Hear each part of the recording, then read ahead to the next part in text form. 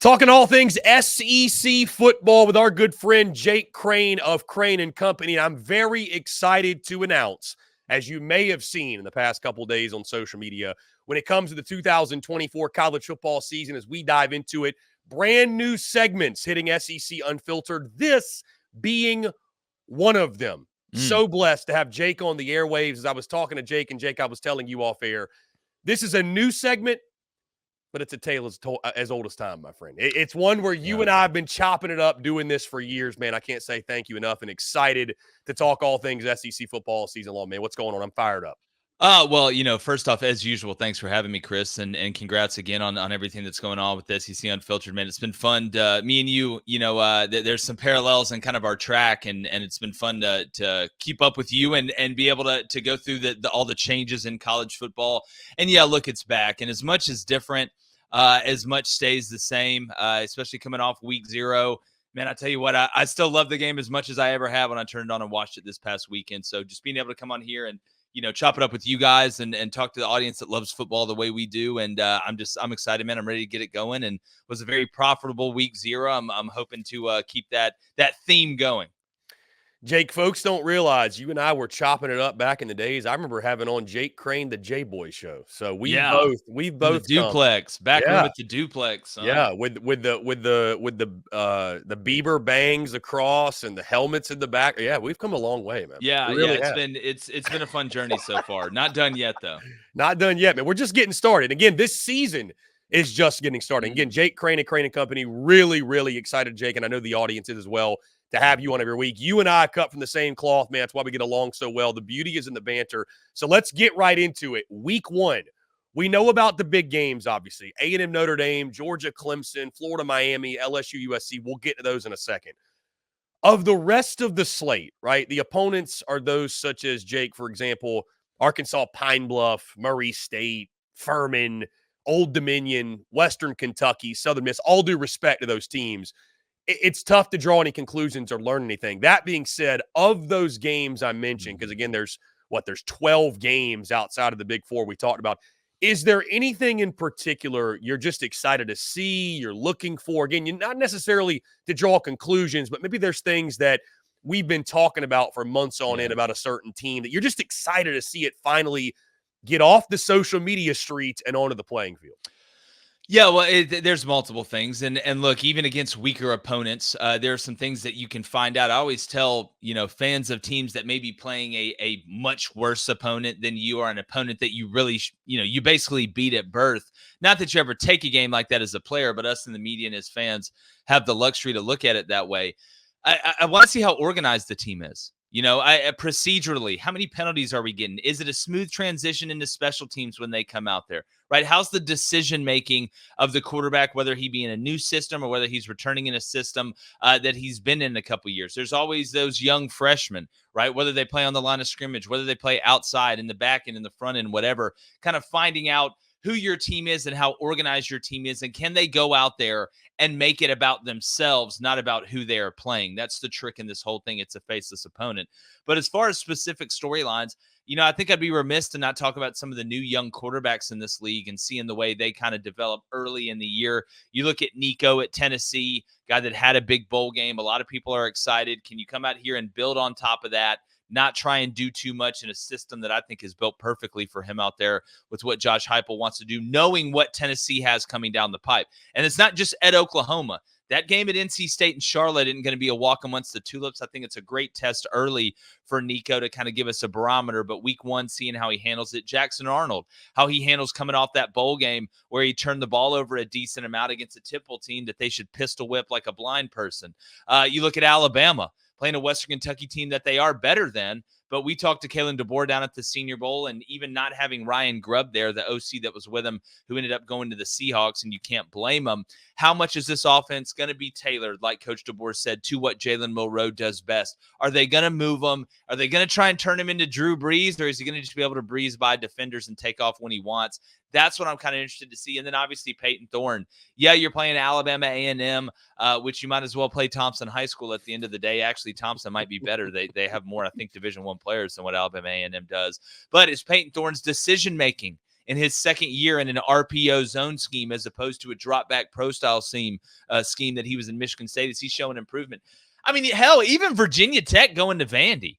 I mean, Vandy basically supplanted New Mexico State, who we know came in and beat Auburn's ass last year with Diego Pavia and Jerry Kill and them over there. I think that game's interesting because Virginia Tech won their last 5. They really seem to have figured it out. They're going to be really good on defense, and Drones at quarterback is going to be interesting. So while every matchup may not be pristine or supreme, you can get a little bit out of every single one of these games. And at the end of the day, hell, I'm just going to be glad to have the multi-view YouTube TV up, have my different laptops. It's going to look like when Keanu Reeves meets the architect in The Matrix. Well, and TV's up when he walks in. I may just wear all white, Yo Gotti style. I don't know.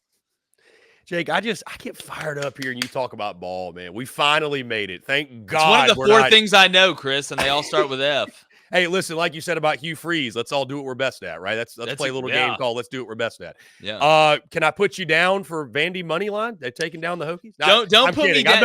I'm not putting those words in your mouth. I'm not going to do that to you. Man, I kind of, at first looking at it, I was like, man, I'm probably not going to bet this game, whether it be a personal or one that I put out for everybody as well. But the more I'm looking at it, man, that over, I'm starting to want to lean on the over. And you would think, oh, Brent Pry, defensive guy at Virginia Tech, first game on the road. Is he going to play it close to the vest?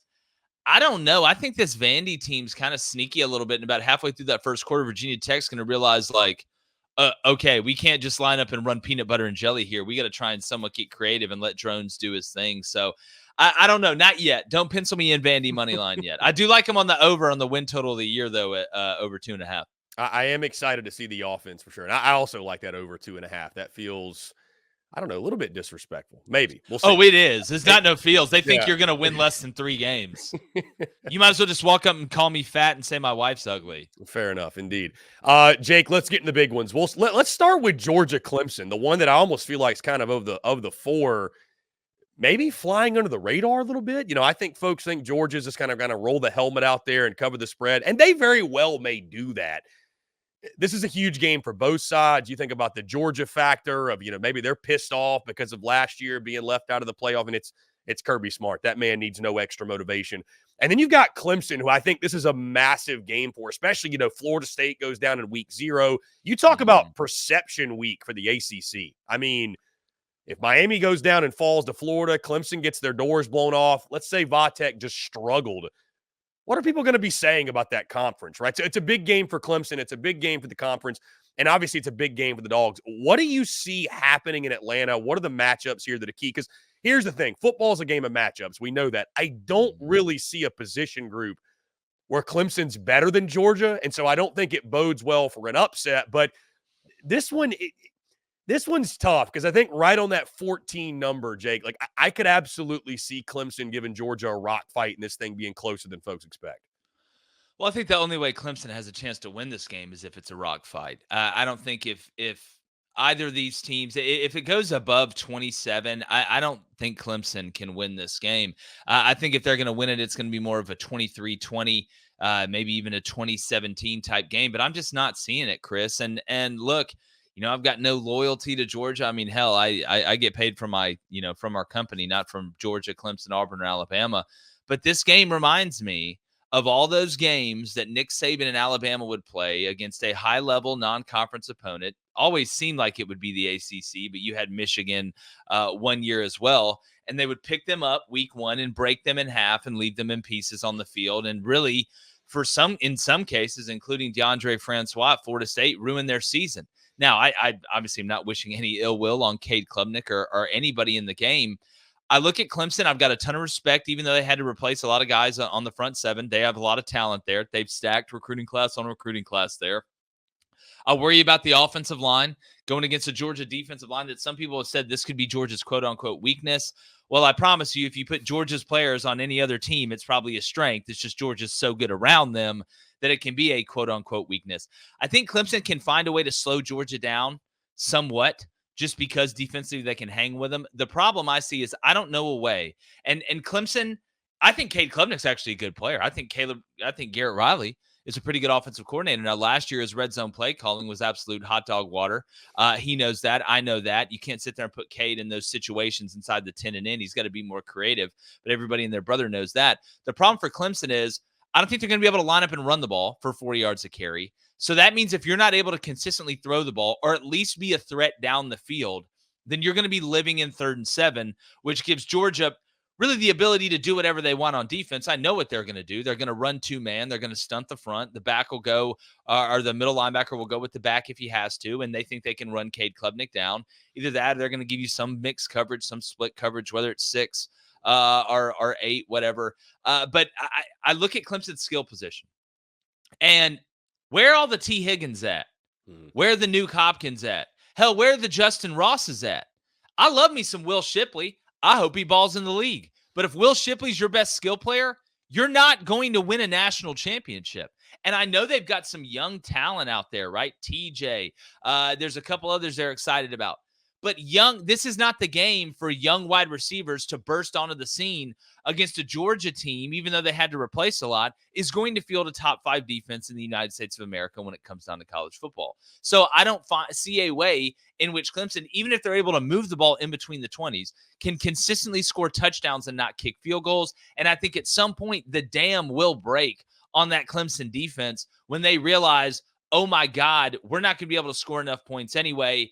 And that's when Carson Beck and this Georgia offensive line and the weapons they were able to not only bring back, but bring in from other places. I like Georgia, and I like Georgia big in this one. I'm also taking Georgia on the 13.5, Jake. And to your point, biggest mismatch in that game, Clemson's wide receivers against Georgia DBs. I just don't think there's even a question. Like you mentioned, there's none of those NFL guys.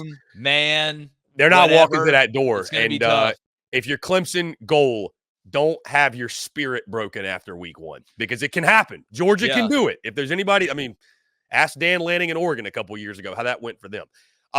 Let's go to the Swamp, Jake. Florida, Miami. I'll actually be at this one, my first trip to the Swamp. I cannot freaking wait to get into Gainesville.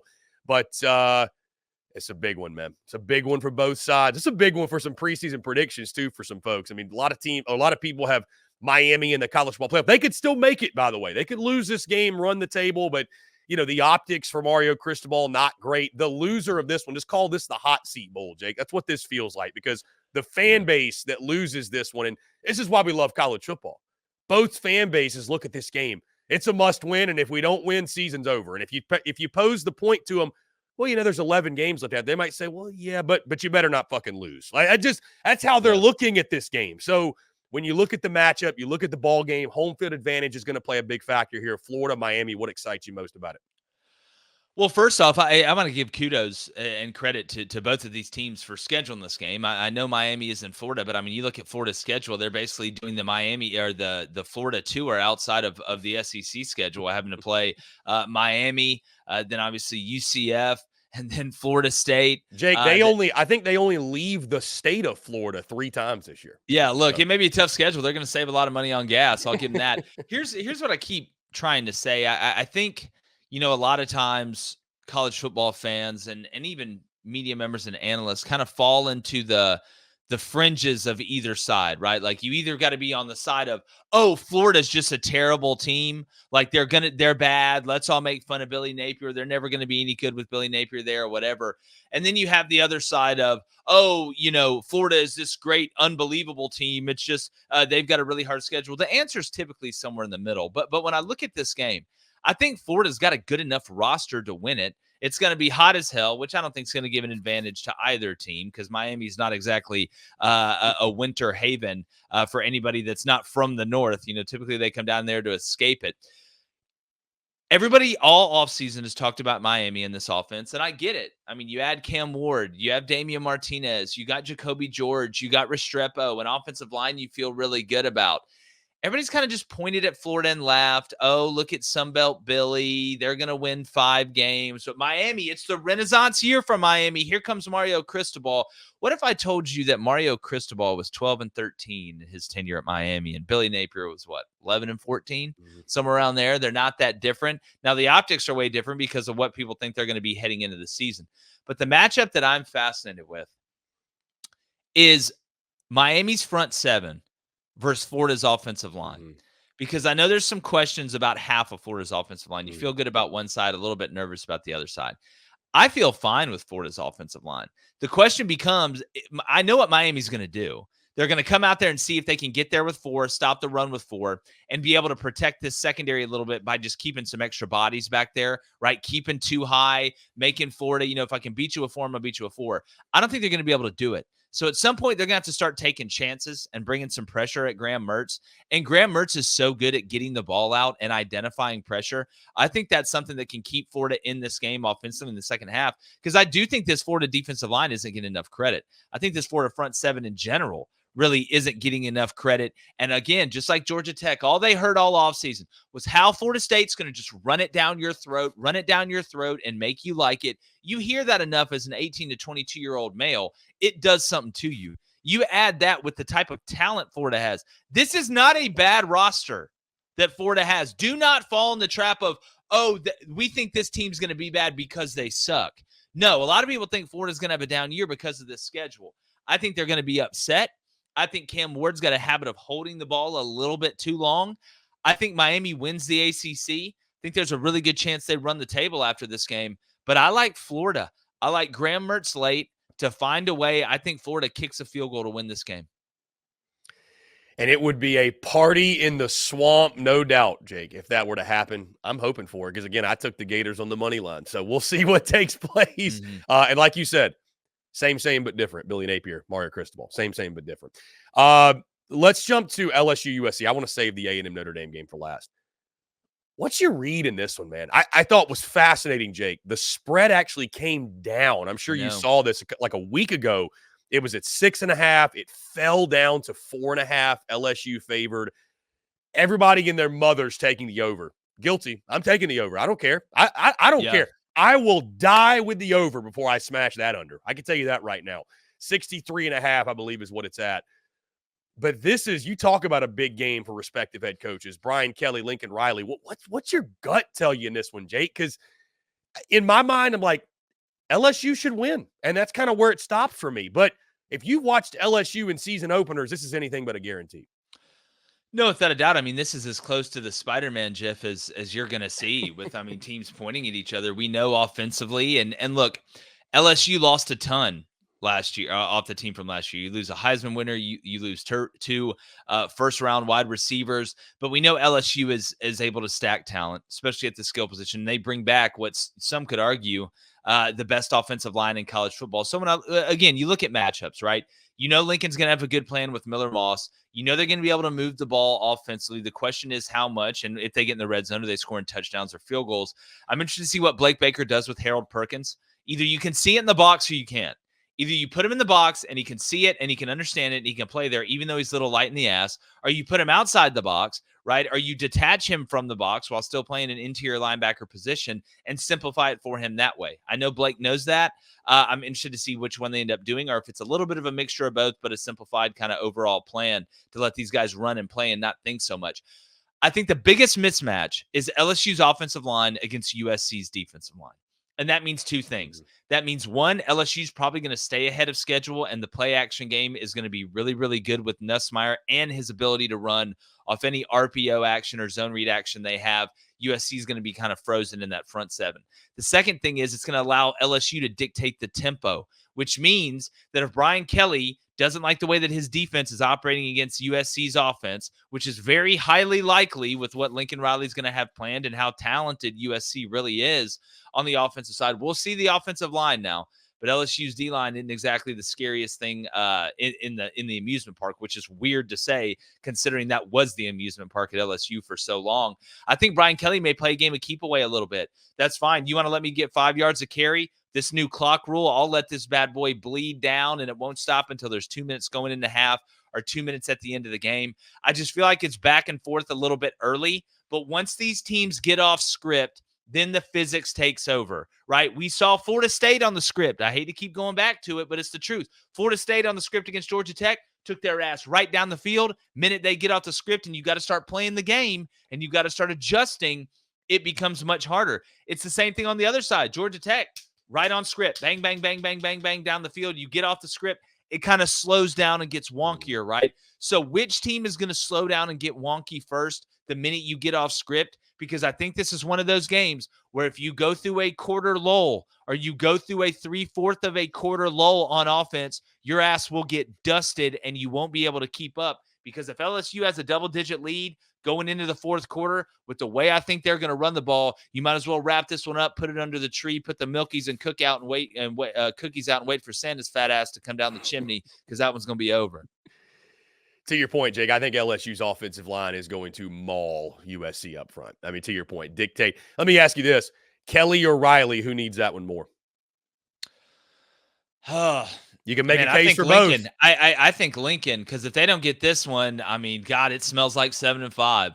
Man, it smells like 7-5, maybe 6-6. I think, Jake, nationally, USC needs it more. It'll be a bigger deal nationally if USC doesn't win.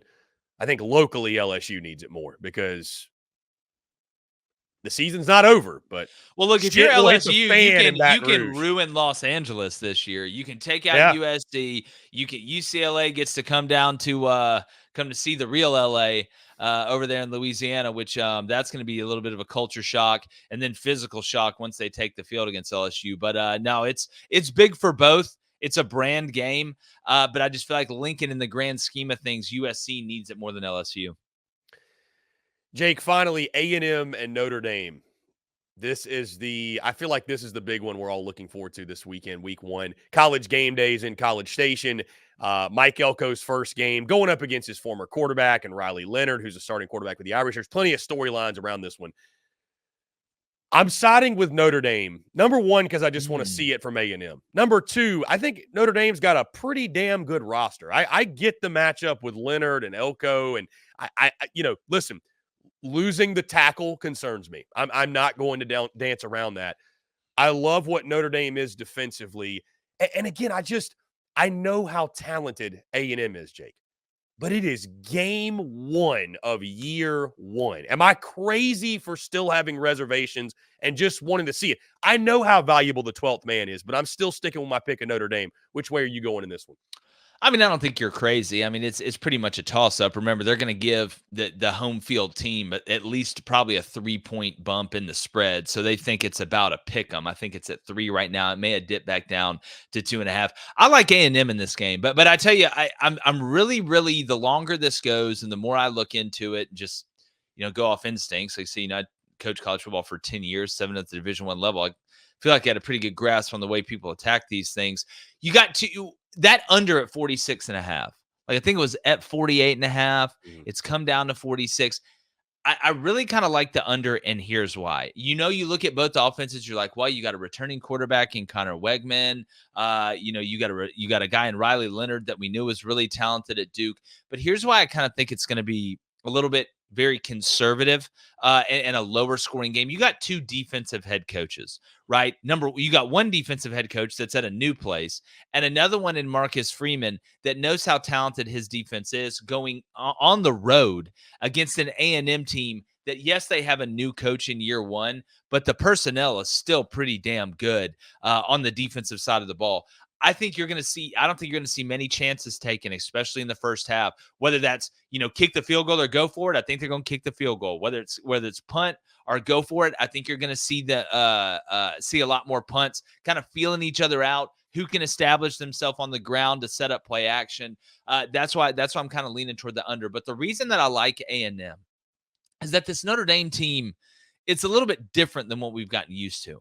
With Notre Dame, typically what we've gotten used to is pretty damn good up front, good on the offensive line, okay enough at the skill position to be able to get away with it, but they just want to get in 11 personnel, line up, run their gap scheme, give you some zone off motion every now and then, and just play bully ball and good defense.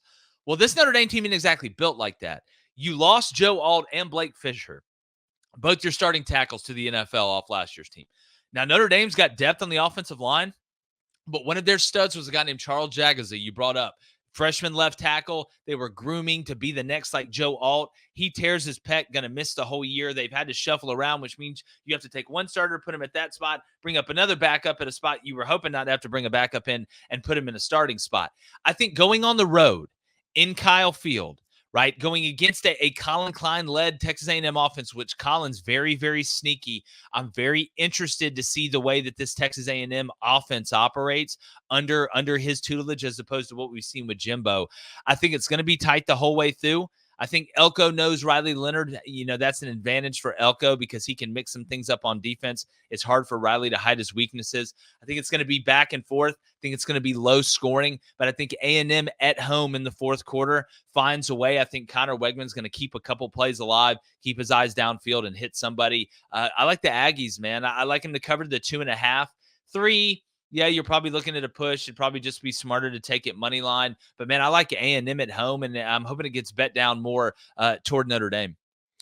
And I want to be clear, Jake, for the Aggies tuned in, because they're probably going to get tired of me this week. I think it's a very winnable game for Texas A&M. I just want to see it. I want to see proof of concept. Yeah, look, I mean, that's not asking too much. And, I mean, there's a lot of unknowns, right? I mean, but there's some unknowns for Notre Dame as well. Again, like communication is so much different. It's important in both instances. But when you're going on the road, the difference in the communication that the offensive line has to be able to have when they're out there and the defensive line is able to have when they're out there is night and day, because the smart crowds, which is most of them, realize when we're on offense, we need to shut up so the defensive line can hear each other. Well, when the other team's on offense, everybody's screaming, they're going nuts. That's the communication issues. That's why I'm a little bit nervous about Oklahoma in some spots here, right? Going on the road with a new quarterback and a new offensive line. It just takes a little time. And, you don't want to look up halfway through the second quarter and, oh, my God, we're down 10-0, and A&M's got the ball and they're driving, and now we've got to change our game plan because we had 2 false starts or we snapped the ball when the quarterback wasn't looking or something like that. Key for Notre Dame, Jake, don't let Nick Scorton have his coming out party, because it could very well happen. It very well might. It very well might. Jake, this is going to be a blast all season, man, having you on weekly, obviously, but obviously starting next week, we're going to be looking back at games as well as previewing games, breaking them down. Jake Crain at Crain Company. Jake, one last thing before I let you go. Let the people know, again, I know on your show, you, Blaine, David, the entire crew, you'll give your picks, your locks, your leans, your dogs. Bless the SECU folks with a couple of little bit of value. I know, listen, week 0, y'all's bookie might have shut you down already. I don't know if that might have happened, but with the way y'all beat that ass, dude, it may have happened. Nuts, so wasn't it? Can you bless the folks here on the SECU airwaves with some winners? Yeah, man. I'm knock on wood, hoping not to jinx it. We finished, I think, north of 60 units last year.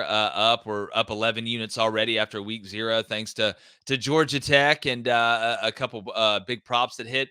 But yeah, man, look, I mean, we do a live show. We're going to break it down. We're going to talk about it every single day.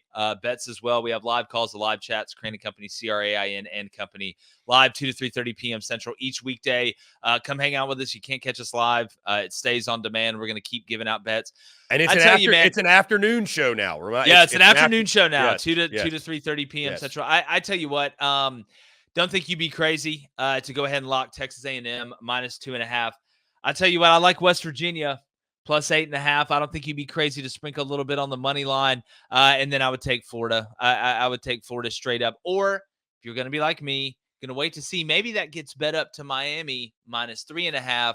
Then you can take Florida plus 3.5, have that little late game field goal insurance. But we're going to be putting out all of them, including a bunch of props. And look, Thursday night games as well, Friday night games.